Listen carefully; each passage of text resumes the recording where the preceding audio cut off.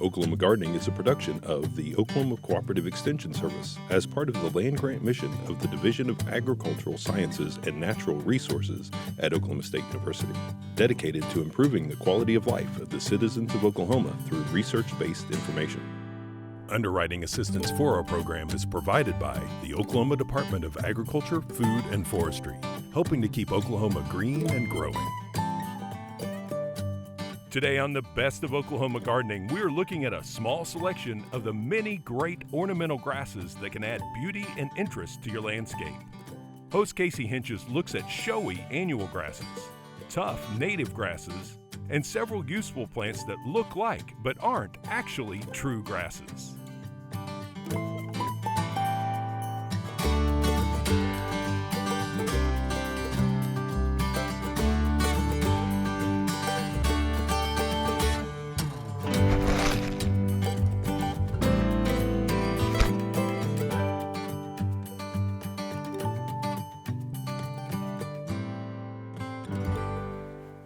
We often have grass in our garden, but have you ever thought about creating a grass garden? Ornamental grasses add a lot of value to the landscape with their movement, texture, and even the color they add.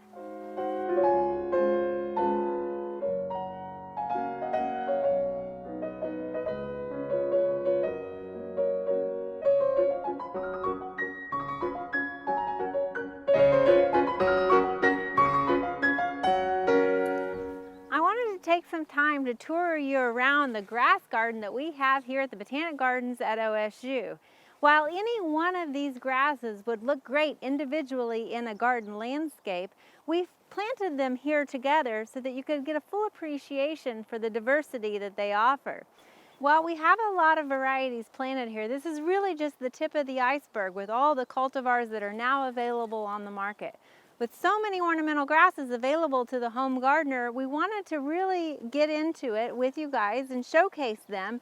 And so we're going to cover 5 different categories of ornamental grasses. From the prairie to the patio pot, we're going to show you why ornamental grasses are such a staple in the home landscape. But before we get started, I want to cover some of those characteristics that make ornamental grasses so popular in the home garden. If you're looking for something that's drought tolerant, disease resistant, pest free, and easy to manage, most ornamental grasses fit the bill. That alone would be reason enough to utilize these in the landscape, let alone the characteristics they offer, like this amazing color that some ornamental grasses provide. Some have more of an upright habit, while some have more of a weeping waterfall feature that they create with their form. Some work well as focal points at the end of a path, while others look really great in mass. Because most of them have large, strappy leaves, they also tolerate our Oklahoma winds really well, whereas some of our broadleaf plants can look a little bit tattered by the end of the season. Also, because of some of this bold foliage, they can be used next to a pool to give you that tropical flair. As you can see, they come in a range of foliage during the summer, from variegations to this dark black almost foliage. But also in the fall, many of them will turn these bronzy copper colors that will also fade into a red color. The color alone is important, but they also will produce seed heads. Some have these giant plumes where others have dangling seeds. Some stay a modest 1 foot tall. Several ornamental grasses get to be about 3 to 5 feet tall, and some reach as high as 12 feet tall. Regardless of which grass you choose, most are not picky about their soil requirements and can do well in our Oklahoma soils. Also, as far as maintenance goes, they're pretty low maintenance. For annuals, you basically just take them out of the garden at the end of the season and either throw them away or compost them. For perennials, you just give them a haircut late in the winter. So you can see we have a lot of ground to cover when it comes to ornamental grasses. That's why we're going to cover 5 different categories. We're going to look at annuals, perennials, shade tolerant, native, and ornamental grasses that aren't really true grasses. So stay tuned as we dig into ornamental grasses.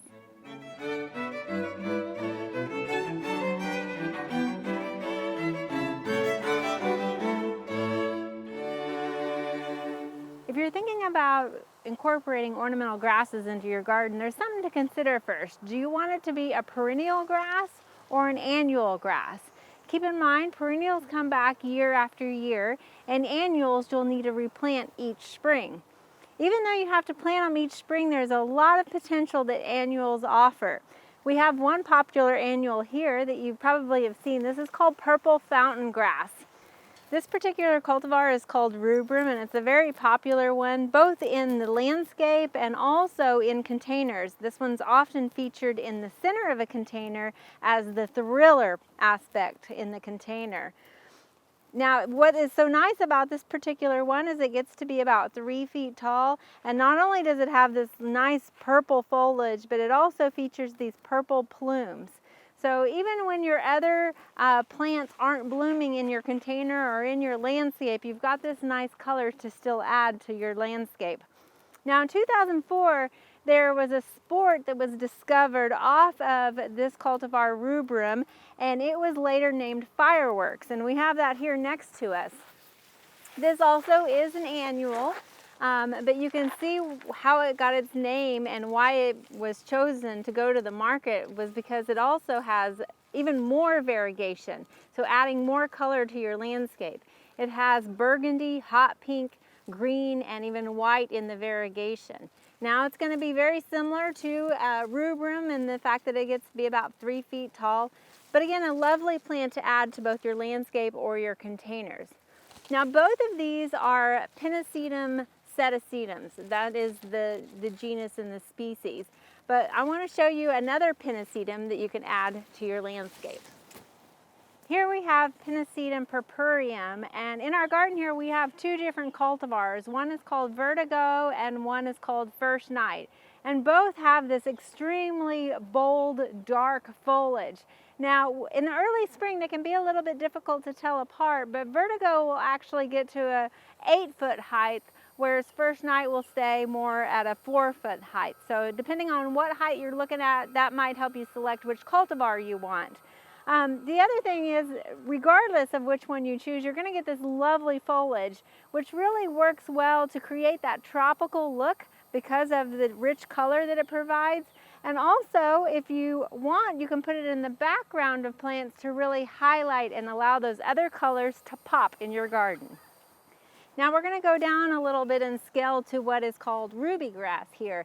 And this is not nearly as bold as the Pennisetums, but also a nice grass. It's got a softer, kind of more of a subtle texture to it with this blue-green foliage, and it really kind of softens the edge of your landscape. So you're going to want to put this closer to the bed edge so that it is showcased a little bit better.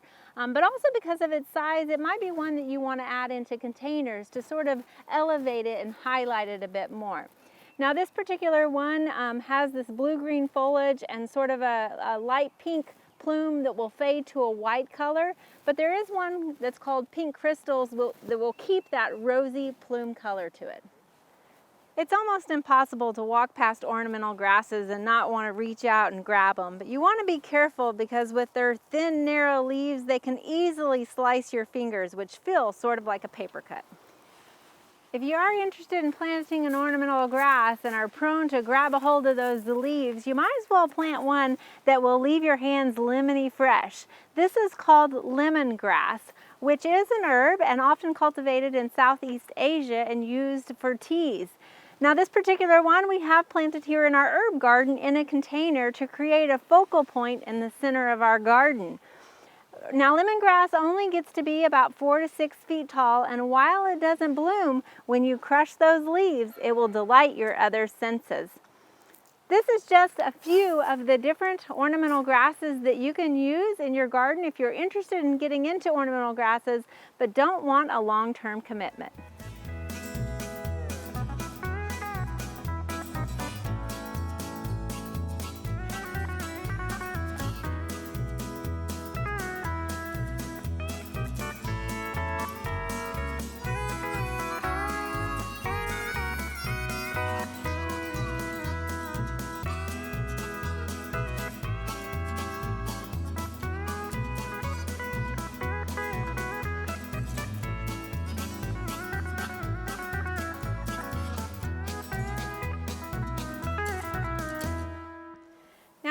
grasses that we've talked about thus far have been introduced into North American landscapes and aren't actually native. But we live in the prairie after all, and there are many ornamental grasses that are beautiful and have transitioned from the prairie into our pots and home gardens. To take a closer look at those grasses, we're headed to the prairie at the Botanic Gardens. The first on our list is Indian grass. It will get 3 to 6 feet tall and produce light, airy plumes that are a bit more pointed. They are soft golden brown color and stand well above the foliage. While the summer foliage is more of a blue-green color, when the cooler temperatures of fall set in, that foliage will turn to a deep orange, almost purple color. Now, you might find some caterpillars and grasshoppers enjoying those leaf blades, but this just makes it an ideal habitat with both food and shelter for many game birds and songbirds. Indian grass can reseed pretty readily, and so you might want to deadhead it in order to maintain it in smaller gardens. Switchgrass is one of those native prairie grasses that's been highly cultivated for the horticulture industry, making it a great option for an ornamental grass. Now, it typically will range anywhere from 3 to 6 feet tall, but it actually has a massive fibrous root system that can go down up to 10 feet, which makes it a perfect plant to stabilize soil or help with erosion control. Because of those massive roots, once you plant it, you really don't want to have to move it. It works well as an individual plant, as a focal point, or it also works well as a windrow or a backdrop to a lot of your other landscape plants. Now, there are a few plants that are on the market, but when you plant one of these in your landscape, you want to make sure not to ever fertilize them because they're so adjusted to our native soils that any fertilizer will make them have aggressive growth and will cause them to flop over. A few cultivars that are on the market, one is Cloud 9, which gets a massive size of 6 to 8 feet. Another one is called Heavy Metal that really highlights the blue color and expresses that color in its foliage. And another cultivar that's popular in home landscapes is called Northwind because it tends to have sturdier stems and won't flop quite as much. Shenandoah is another cultivar that you might see on the market, and in addition to the blue-green foliage that it has, it also looks like it's been brushed with a burgundy color, which makes it a nice alternative to the invasive Japanese bloodgrass that we've mentioned previously. Little blue stem is another prominent grass that we find in the prairie. It too has a very upright growth habit and intense blue foliage. After the first frost, you're going to see that foliage turn various shades of copper and crimson. While it's very hardy and a native, you might find that insects are eating on this plant, such as thrips and grasshoppers. But it is also host to 6 other skipper caterpillars, and songbirds enjoy those seeds. Again, there are a few different cultivars on the market. The Blues is noted for its striking blue-green foliage, but Jazz, which is about a foot shorter, won't flop quite as bad as the Blues. If you're looking at going a little bit larger, you might want to look at the big blue stem, which can get up to 5 to 8 feet tall. Now, it's one of our native prairie grasses that actually has the widest range, native range going from Canada down to Mexico and from Montana and Arizona all the way to the East Coast. This plant's also known as turkey foot and is easily identified by its turkey foot-like inflorescence that has 3 prongs to it. Now, there is one that has been an introduced cultivar, which is known as Blackhawks, and this particular Blackhawks cultivar offers a really interesting foliage. It starts out almost a dark red, purple, and will get even darker, turning almost black as the cooler season sets in. These 4 grasses that we've mentioned, Indian grass, switchgrass, big blue stem, and little blue stem, are known as the 4 horsemen of the prairie because they are the predominant grasses that have established in the tallgrass prairie. Blue grama is another grass that is native and is a shorter option, only getting to be about 1.5 to 2 feet tall. This is also called Bouteloua gracilis, and it is a native hardy from zones 3 to zones 10, which really carries it from Canada all the way down to Mexico. Now, you'll often see it growing more in western Oklahoma here, and it likes kind of more of that short grass prairie climate. Now, what makes this unique is the seed heads that are horizontal to the rest of the foliage. So for that, some people call it eyebrow or eyelash grass.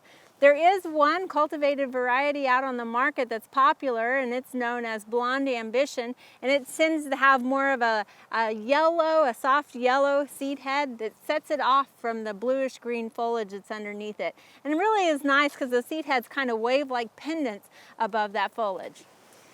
Another great Bouteloua is side oats grama, and at a height of 2 to 3 feet, this plant works really well in a wildflower or meadow setting. And being native from Canada all the way down to Argentina, you know this is one tough plant. For a softer appearance, try prairie drop seed. It creates 2-foot tall, graceful tufts of grass that turn a coppery orange in the fall. It'll push up airy panicles that seem to float above the grass and have a notable foliage that some describe as either coriander or popcorn. A cultivar named Terra features many of these same characteristics, but has more of an upright form, giving the overall plant a vase shape and will stand even up to heavy snows. Terra received a 5-star rating from a 5-year trial conducted by the Chicago Botanic Garden. There are several Muhlenbergias that are native to North America, but one of the most popular is Muhlenbergia capillaris, also known as pink muhly grass. Now, this plant, we don't often feature it in the middle of the summer because it just kind of looks like an average grass. It's got very cylindrical, narrow leaves to it, but there's not much to see right now. But just wait until this fall, and it's one that when it does take stage, everyone takes notice, as these inflorescence that are soft, airy, and pink float above the grass. It's one that you'll definitely want to add to your garden and works well individually in your perennial garden or in mass. Another light, airy North American native that you might try in your garden is Mexican feathergrass. Now, this isn't quite as hardy as some of the other grasses that we've talked about. It really will only perennialize up to zone 7, but you might find that it's a reseeding annual that will come back in cooler climates. Because this grass only gets 2 to 3 feet tall, it works really well in many landscapes, either individually or in mass. Often it's used in containers, and it can also be used in the landscape in difficult to maintain areas. So there you have it, tall to short, blue to pink. There are a lot of native North American grasses that add ornamental value into the landscape. Not only that, but they'll also be a great habitat for wildlife.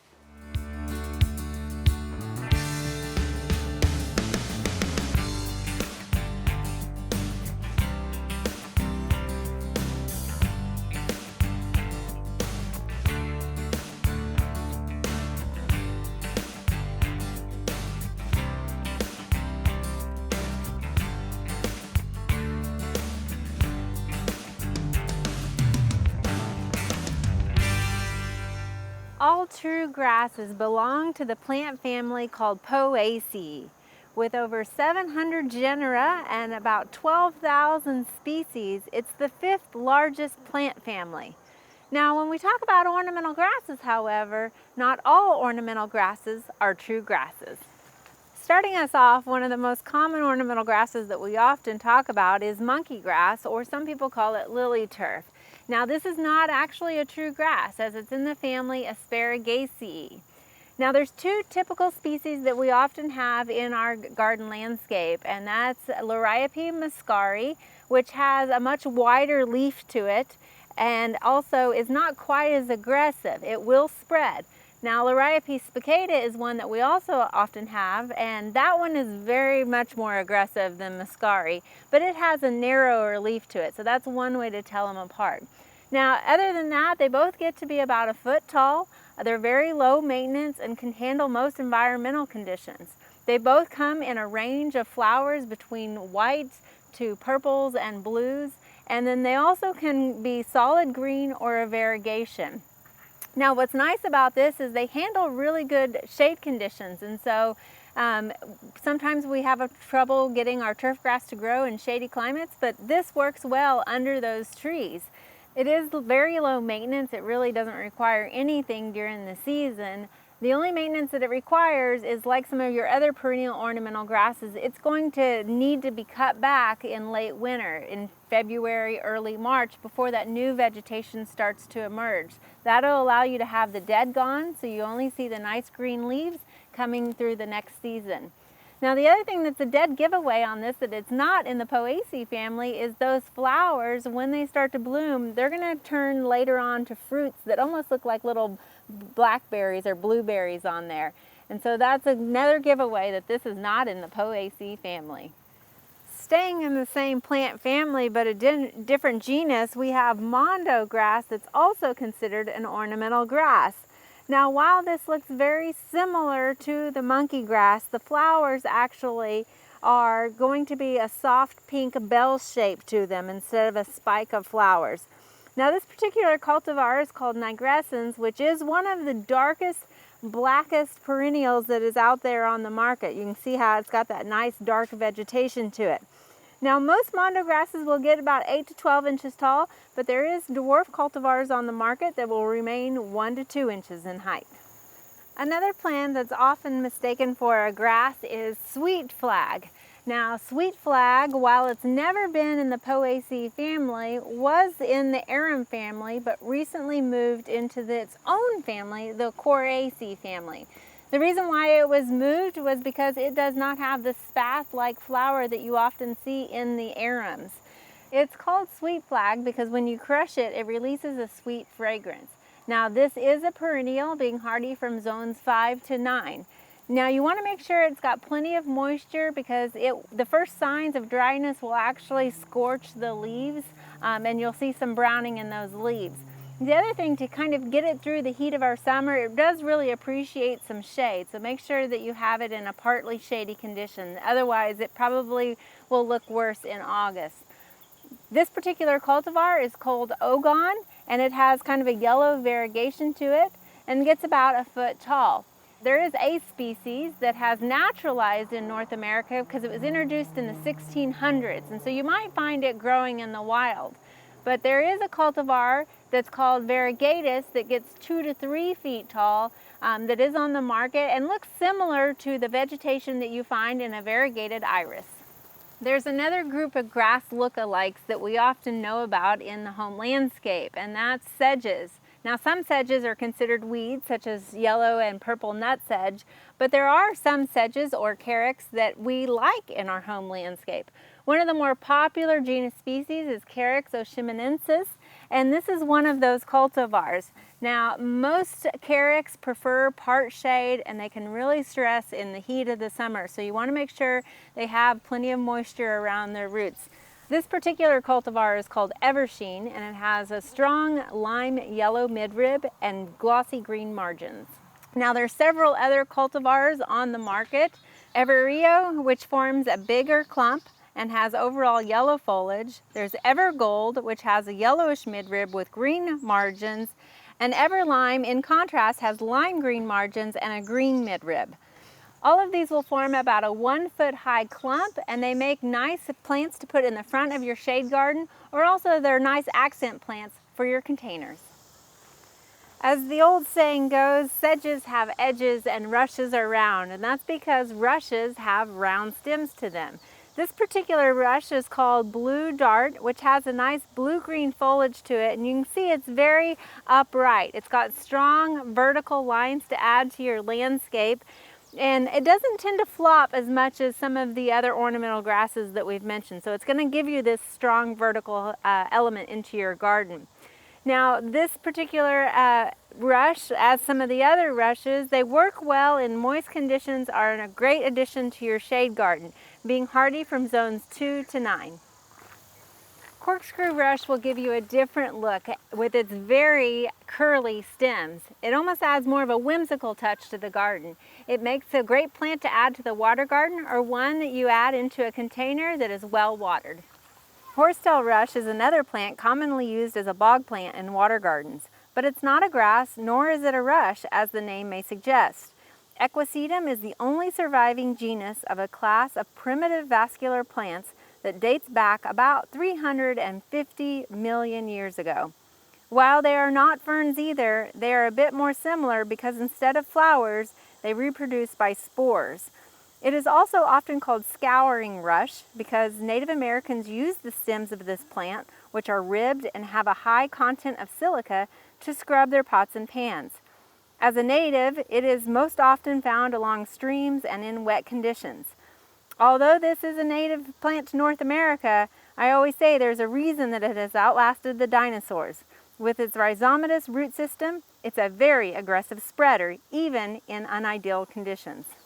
Even though none of these that we've mentioned are true grasses, they offer the same versatility with minimal maintenance, just like the other true ornamental grasses.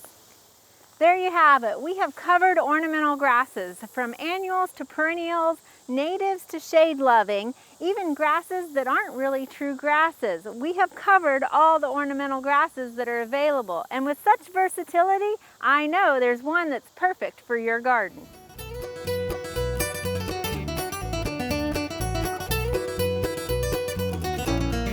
Next week, we are adding to our gardens through propagation. We get a peek how Greenleaf Nursery produces large amounts of woody plants through grafting. Casey will propagate tender perennials, and we'll take stem cuttings of coleus to get them through the winter. Until then, we wish you health and wellness, and we'll see you next week for more TV You'll Grow to Love. To find out more information about show topics, as well as recipes, videos, articles, fact sheets, and other resources, including a directory of local extension offices, be sure and visit our website, oklahomagardening.okstate.edu. And we always have great information, answers to questions, photos, and gardening discussions on your favorite social media as well. Join in on Facebook, Twitter, and Instagram. You can find this entire show and other recent shows, as well as individual segments on our Oklahoma Gardening YouTube channel. And tune in to our OK Gardening Classics YouTube channel to watch segments from previous hosts. Oklahoma Gardening is produced by the Oklahoma Cooperative Extension Service as part of the Division of Agricultural Sciences and Natural Resources at Oklahoma State University. The Botanic Garden at OSU is home to our studio gardens, and we encourage you to come visit this beautiful Stillwater jewel. We would like to thank our generous underwriter, the Oklahoma Department of Agriculture, Food, and Forestry. Additional support is also provided by Pond Pro Shop, Greenleaf Nursery and the Garden Debut Plants, the Oklahoma Horticultural Society, and the Tulsa Garden Club.